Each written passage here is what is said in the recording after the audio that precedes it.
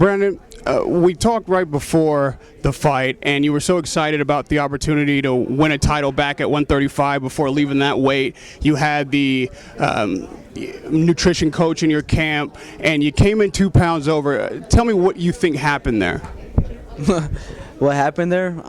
My body's just too big for 135 now. I'm growing. My metabolism's slowing down. I need to move up already, and I'm fooling myself trying to make 135. So it will never happen again. It's my fault. Trying to fucking take this fight because I didn't want less payday. You know what? Now I'm gonna worry about my health and a payday. Do you regret having taken this fight now, knowing that you didn't make the weight? You wouldn't have gotten the belt anyway had you won? You know what? The belt, I don't give a fuck about a belt. You know what? I please my fan the way I fight. The belt don't make me who I am. I make who I am.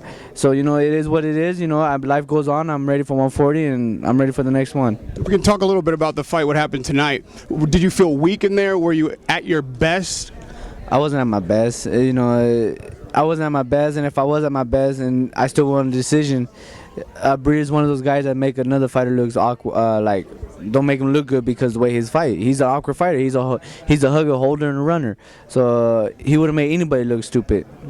Now, you heard the crowd. You've heard the controversy already. Some people thought you won. Some people thought you lost. Did you feel like, first of all, it was a fair fight and you got a fair shake from the referees and the judges? You know what? I won the fight. I did what I had to do the 12th round. I pulled it off. The 12th round, I did what I did. I think the 10th, 11th, 12th, I won those rounds. It was very close between the other rounds. The referee did his job. I'm not the referee. I don't know what's going through his mind. I don't see what he sees.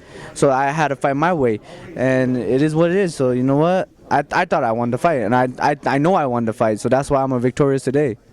Now, there's no question you go to 140. That's not even an issue anymore. But this is definitely the only time in your career where you've faced this kind of adversity. People thinking that you're losing, you're not able to make the weight. Talk to me about mentally how that's affected you, and when you go to 140, how you're going to overcome that. Well, it did affect me because, like I said, I'm fooling myself. I'm making myself look like a jackass because I think I can make 135. No, I can't. I'm fooling myself. So 140 is not.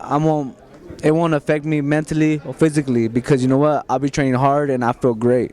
Now, I asked you before the fight, did you think that when you face those elite fighters at 140, which is a different class of fighter, that you'll need to change your strategy or your approach to boxing at all? Has your opinion on that changed?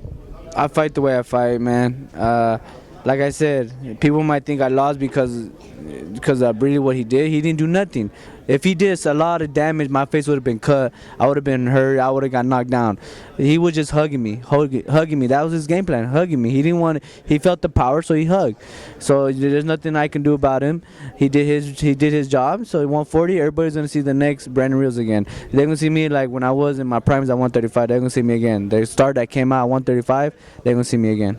You're not likely to convince people who thought you lost the fight, but you have a lot of fans out there who may have been disappointed in your performance. Lastly, what would you say to those fans, the people who love you, who respect you, who support you, but may have been disappointed in your performance tonight?